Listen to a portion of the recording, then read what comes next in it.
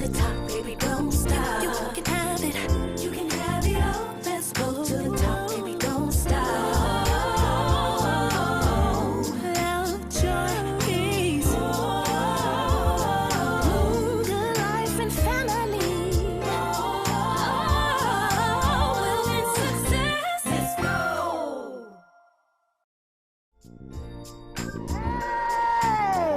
Welcome to the Ben Tankard Show today, and I'm super excited because I got a guest that I am so in love with. Yes, thank you, Jesus. Anyway, we're going to be talking about from the pit to the palace, rising above the odds. So stay tuned. We'll be right back.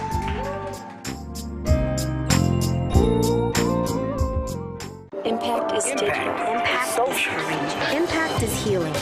Healing for the spirit, for the soul, and the body. Healing for the generations. Healing for our cities, and healing for the nations. Healing yesterday's wounds, bringing today's hope and tomorrow's prosperity. The Impact Network for the spirit, soul, and body. Impact is yours. Welcome back to the Ben Tankard Show right here on the Impact Network. Now it's time for Millionaire Madness, and let's talk about the millionaire tip for today. Pay yourself first. Self-made millionaires don't see money as something to spend all the time, but as tools for saving or investment. A trick that everyone could emulate, come rain or shine. It's going to take some discipline, but you can do it. Put at least 10% of what you earn into a savings account or an investment account. Now, listen, I know that, you know, if you've gone your whole life, everything you get, you spend, this is going to take some discipline. But if you can tell yourself that 10% is going to go to my local church or charity, I'm going to make sure that I give away 10%. I'm living on 90, but not quite. Then I'm going to take another 10%, and you're going to put that and pay yourself. Listen, paying yourself is actually a biblical principle. In Deuteronomy 28, the Bible talks about that he will bless your storehouses. Well, if you don't have any houses or storehouses, or another word for it could be accounts, then there's nothing for God to multiply. So you got to make sure that you're paying 10% into tithing that into your local church, then taking another 10% and then actually paying yourself. You might say, well, where do I need to put that? You need to save cash and you need to save gold at the same time. Those are both two powerful currencies that you need to get your hands on. And then I would also say kind of stretch yourself and take another 10% and actually invest that, because you need to have cash flow positive that you can get your hands on your get your hands onto money at any given time. You never need to be at a point where you're like, I'm broke until I get paid again. Always make sure that you have money in your wallet. I teach the ladies in my Millionaires Club, never ever go anywhere without at least a minimum of $100 to $200. And when you get down to that, you tell yourself it's zero, but I promise you it's the best way to become wealthy long term. All right, now it's time for Financial Watch. In news today, the president of the World Bank, Jim Yong Kim, has warned that there's a slowdown in growth across the developing world is a threat to the organization's project of reducing poverty. Kim also said a fall in global growth to around 3% this year will make it more difficult to raise the living standards of 1 billion people who still live in extreme poverty. I mean, that's something we need to be paying attention to. Listen to this. Recently, the World Bank announced that between 2011 and 2014, 700 million people became account holders with banks or mobile money service providers, pushing down the number of unbanked individuals to 2 billion adults. The rise in numbers with a bank account is viewed as a significant step in tackling corruption, which tends to rely on cash payments to avoid and facilitate corrupt deals. And this is the latest on Financial Watch. We'll be right back after this.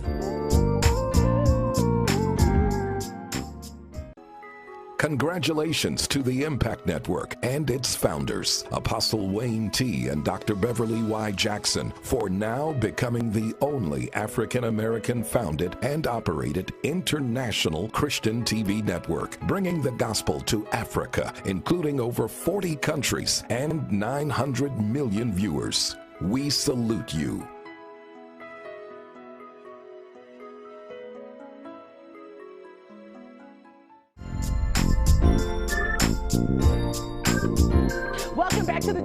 Tankard Show right here on the Impact Network. Now, I gave you a little hint, so y'all should have had it to figure it all out. Who my next guest is my honey, my hubby, Mr. Ben Tankard. Let's give him a hand. And I'm so excited because if you've been watching the Jewel Tankard Show, you saw recently I also had our oldest son on, who I'm super proud of, Mr. Marcus Tankard. Let's give him a hand. So I'm super excited, honey. I just want to jump right in. You know, your career outside of, you know, me being your wife, I just really am in awe of what God has done in your life, knowing that, you know, He's blessed you to be a world-renowned gospel recording artist. You really birthed gospel jazz, period, hands down. You're an author, you're a pilot, you fly our own planes all over the country. And then of course, now you've got another book that you're working on. You just released a CD that's super hot. We're gonna talk about it a little bit later. But what I'm really in love with you for, because as a husband and as a father, I have seen you grow and evolve tremendously. I've seen you own things, I've seen you correct things, and I think that's the thing that makes me really love you, is not only are you just sweet at your core, but I've seen you're so open to change. And so, you know, the world is seeing our family on TV, Thicker Than Water, Bravo, and I think there's been a lot of healing that's happened as a result of the show, because we've talked about the formative years, and particularly where Marcus, you all didn't have that relationship, you didn't officially meet till you're 6, and then you had the relationship with your other children, so there was a relationship there, but for many years you weren't necessarily present because you were touring all over the country and trying to, you know, make money. And then when you were there, emotionally, like you said, you were just tired a lot of times from being on the road. But before we get to there, I want to go back a little bit and talk about your childhood, because I don't know if people really know. When you took me to the abandoned theater that you grew up in, I mean, every time I think about it, it makes me want to cry, because I'm like, this brother really grew up in for real poverty. So talk a little bit about your upbringing. Well, first let me just say how proud I am to be on the Jewel Tankard Show. Everybody ain't able. And I got my oldest son. He's 31, but he's still my baby.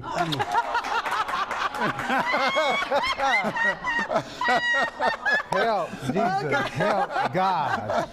And you know, Tyra Banks said she hated to go out with guys that are so into her celebrity. They'd be like, Tyra Banks. They call her entire name when they talk to her. So I feel like I'm on the Jewel Tankard Show.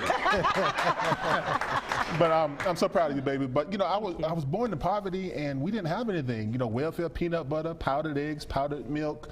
We had one room for me and my 2 sisters, and my parents were super poor, but they loved God. And I thought my way out of the ghetto was going to be pro basketball, and it didn't work out because of an injury. And when I got you know, kicked out of the league, I went to church, and God showed me this gift that I had in me to do music. Right. But coming up was tough, you know, to not know where your next meal was going to come from. People see, you know, the awards and the Grammys and Stellars and the TV shows and all that stuff that we do now, but they don't know that I used to wonder if I was going to be able to make it to the next day, just my next meal. And that's why I'm so passionate about helping others to become successful minded, because I just cannot stand poverty. I believe you find your purpose when you find out what makes you tick. Right. Music and motivation makes me tick. Right. And then when you find out what makes you ticked, what makes you mad, yeah, you learn those 2 things. Right in the middle is your purpose. Yeah, absolutely, absolutely. And you talked about,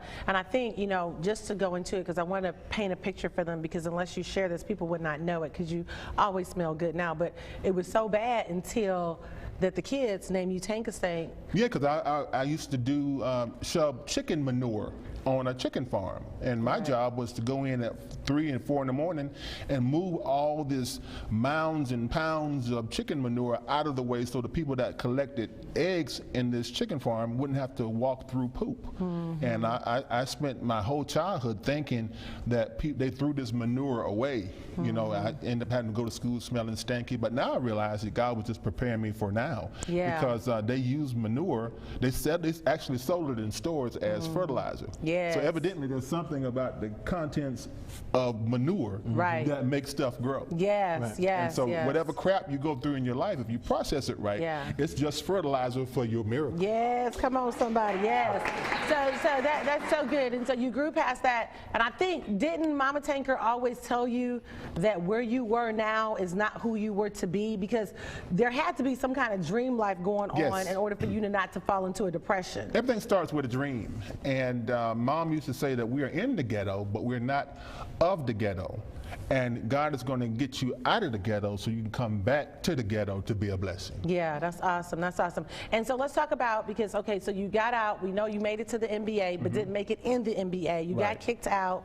And then you started with the relationships. You got married, and then to Miss Benita. And so your first 3 children came from her. But even before that, you had a college. Yeah. Marcus was a result of a relationship that you had, or an encounter that you had, should I say. Marcus turned out to be the most handsome mistake I ever made. He turned out to be, he was going to come into the earth realm any kind of way. But I made the mistake of having a one-night stand, and you would think, oops, you know, he calls himself an oops. But I look at him as a, you're a miracle. Yeah. You are a blessing. So there are no illegitimate children, just illegitimate parents. And so along the way, I'm absentee from his life, absentee from the other 3 children that I had with my first wife. I'm absentee because I'm pursuing my career, this gift that God gave me. So I'm using something that God gave me to take me away from the children that God gave me. I just didn't know how to process it. Right. But over time, God blessed me. You know, I went through divorce and sickness of my parents. They died. A friend of mine who was a pilot instructor got in an airplane crash. So I had to make the decision in that valley of my life is I'm going to love again, live again, or fly again. And then God sent me you. Yeah. And you turned my heart back toward my children. So I get to love again, I get to have my children, and then I get to fly, and it is all good now. Oh, that's such a blessing. Such a blessing. So Marcus, you know, of course, you and Dad, I mean, I love to see how you guys have evolved into this relationship. I had Marcus on, honey, you know, the other day, and talking about what it felt like and what made him stay open-minded to having a relationship with you. And I would really love to see you guys do father-son conferences, because I think that a lot of fathers, when they feel like they've quote-unquote made a mistake, it makes them do nothing. But Marcus, talk to anybody that may be listening how much it meant to you. You know, you said the other day, it was almost a security thing, having Dad back in your life. Right. Well, the lie that you believe is that it's too late, or the relationship has gone so far that there's no redeeming back, and it's not worth the effort. Right.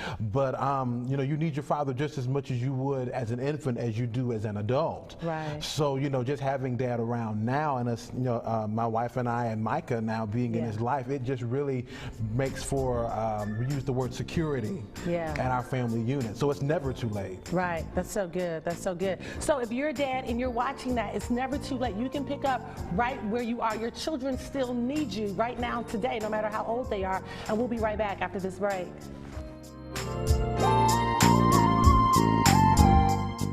One day, when the glory comes, it will be ours. Dr. King, what's your next move? In March from Selma to Montgomery. Selma is loud for every man, woman, and child. We will not wait any longer. In front of a crowd.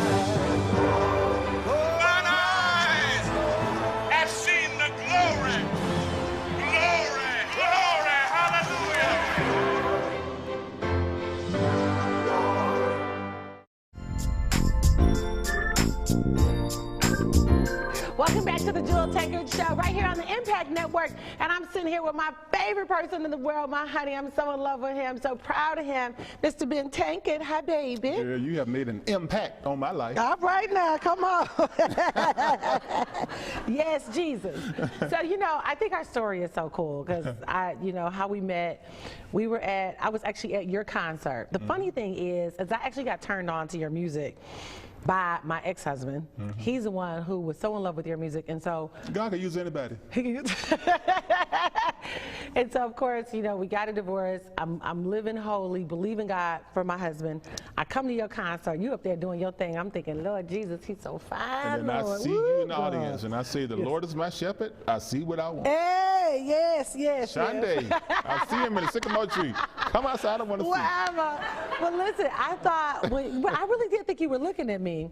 And Auntie Jeannie was there. I think Auntie Jeannie is in the set somewhere. I should have had her come up here, but I was looking at you. You was looking at me, and I told Auntie Jeannie, I think he's looking at me. And you came up to me during intermission, and it changed my life. Yep. I said that you're the most beautiful woman I've seen in my life. Oh. I had seen you before. You was in my dreams. Oh, Lord Jesus. And so I said, you're supposed to be my wife. I didn't want to waste time with all that game. What's your number, all this stuff. I had seen you before. I knew you was the one, so I was like, boom. I know, but you know what, honestly, it was so perfect. I told the Lord, I said, Lord, please don't be playing with me because I will have a nervous breakdown if this is not it. Because we talked all that night till 4 o'clock in the morning. I told you had to fly back up to meet my parents and Bishop Wayne T. Jackson and Dr. Beverly Jackson. You did that very thing. And I was not intimidated by meeting your dad or your spiritual father because I knew you was it. For our listeners that are watching, ladies, if you get ready to date somebody and he's intimidated by meeting your dad or your pastor, you might need to run if he's scaredy cat to meet the people that you answer to. No, absolutely. So I was like, show me your daddy because I got a ring for you. No, absolutely, and I think that's a really good point. If you can't take them home, then that means you're compromising. And I was tired of games. I was tired of making mistakes. You know, right. My children weren't mistakes, but my marriages were not godly. Right. You know, so I had been divorced before, so I knew I wanted to do it right this time. I wanted God to do it. So I knew that if you took me to your pastor and your dad, if I wasn't the one, between the two, they'd let me know. Right. Absolutely. No, you're absolutely right. And so, you know, of course, we were married and hadn't looked back, and it's been... I don't know how you did it, though. You fine tonight than you was then 15 years ago. Honey, thank you, baby. Girl, thank you, honey. Yes, come on, baby. God has a blessing for you tonight. Yes, I receive it. Oh, I feel a supernatural release coming on. My God. Sunday. Hey. Heat the bone. Heat the bone. You gotta come back. We gotta come back. Okay, so you gotta see. I'll be over there with you on that couch in a minute. Ma'am. But you got the full tank. Full tank 2.0. 2.0. And dog, I mean, you smashed this. It's top of the chart. God Billboard really charts. #1. I've got Kurt Whalum on it. I've had the opportunity to work with Shirley Murdoch again. We got a gold record together. Wow. Paul Jackson Jr. And it is just really hitting the jazz and the contemporary charts. And ironic, a minister #1 on the jazz chart. Yes. But, won't he do it? Won't he will? But I'm not. I haven't crossed over. I just took the cross over. Yeah, absolutely. And I'm so proud of you. And I think, you know, this is a result of your most intelligent decision, which was me. That's right. I really do believe That's that. right. Yeah. I get to try my music on you. You are my inspiration. Yes. God give me a song, I run it by you, and you say, honey, I think, you know, whatever. And people say that, you know, with the TV show and the music and everything that we're doing, you know, designing suits, flying airplanes and stuff, people say, Tank, you have become an overnight success. And they are exactly right. But that night was 25 years long. So it wasn't really an overnight. It was, sometimes God waits 25 years to do something suddenly. Right, yeah, exactly. I would encourage your viewers, you know, just stay in the game. Right. Because God has a time for you, but you got to stay in the game. Yeah, you have to stay consistent to it, because I mean, when you first started. That's record number 18. Right, that's huge. I've been doing this 25 years. Huge. I mean, you're supposed to be #1 after 25 years. Right. So tell me, baby, who were some of the people that were instrumental in helping you really launch your career? Oh, musically, you know, I always loved listening to instrumental music. People like George Duke, Kurt Whalum, Gerald Albright, and it's incidentally the people that inspired me are now playing on the music with me. That is so you know, so God can turn that thing around. I was a David for a while, but then he turned me into a king. Yeah, I know he did. Yes, you are such and I get to share it with you. Yes, baby. So now also I think though, because you used to go to the Church of God in Christ conventions, right?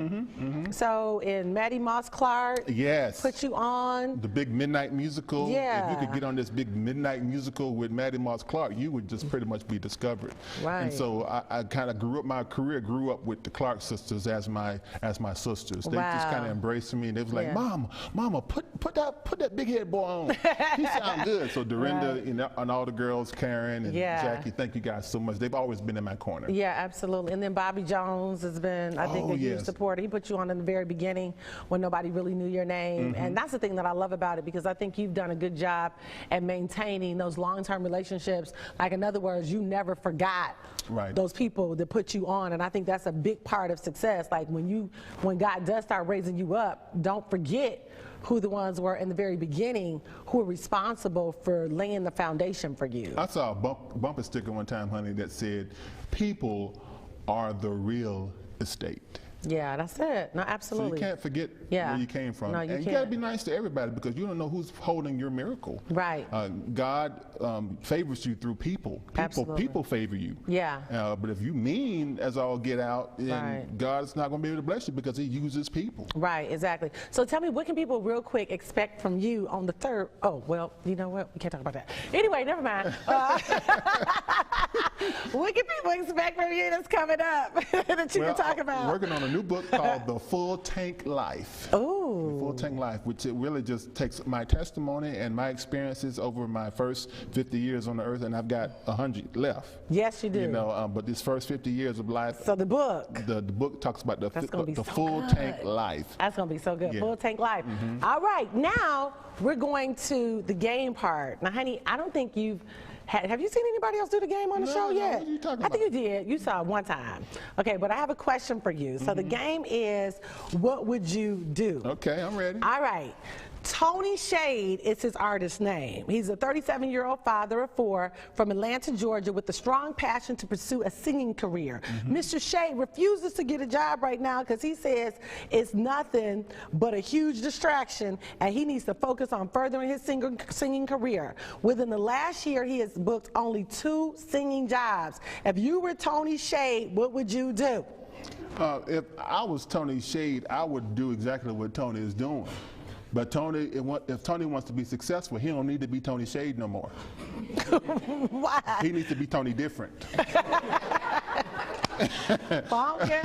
he's going to have to, in order to obtain something that you've never had before, you've got to become somebody that you've never been before. Oh, that's good. And so if you're doing the same thing expecting results, that's insanity. You know, so I'm with pursuing your music career, but you can do that digitally after hours. Right. Bro need to get a 9 to 5. Oh, he needs to get a 9 to 5. Absolutely. Ooh, and then he can do the music after school. So he could do, because he's a father of 4. Yes. So that means he has a lot of children to feed. Yes. And I tell people all the time, even when you get a record deal, don't quit your day job till after the 2nd Grammy. Because it may not be producing enough money for them to live off multiple of it. streams is the way it goes. You gotta have multiple streams. Yes. That's the bottom line. Well, you know, speaking of that, with Full Tank CD, you did a phenomenal video that I'm so proud of. I mean, I'm sure when the viewers watch it, they'll feel like I did. You were inspired to write this video because of everything that was going on with Trayvon Martin, you know, Ferguson, so many social injustices, and wanted to hopefully make a video that would heal our nation. So. And everybody loves this song, Reach Out and Touch Somebody's Hand. Yeah. And so when I started Googling hands, all this stuff with Ferguson kept coming up with people raising their hands. Yeah. So I decided to incorporate that into the video with Kirk Whalum. Yeah, I love it. I love it. So our viewers are going to get a chance to get ready to watch it. Are we ready for our video? All right.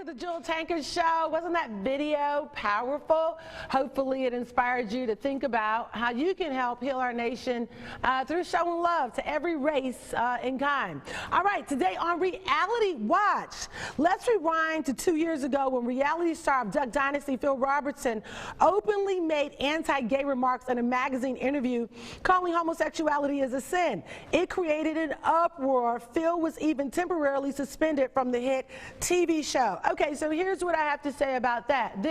I think that it's important that whatever values we convey, that we do it from a place of love. And of course, you know, we could argue that back and forth. I'm not here to do that right now, but I will say this, that I think that at the day and time that we live in, first of all, it's important for everybody to know that God loves everybody. I don't care what their race is, their sexual orientation, their nationality. At the end of the day, that I believe what's going to win people to the kingdom of God is to love them right where they are. So, you know, I remember when I first started going to church, my skirt was probably too tight and too short. So if the mothers would have kicked me out, I wouldn't have become the woman of God that I am today. So we just have to remember that no matter what our views are, to make sure that we do it from a place of love. And until next time, I'll see you back here on the Jewel Tankard Show. Remember, you can have it all.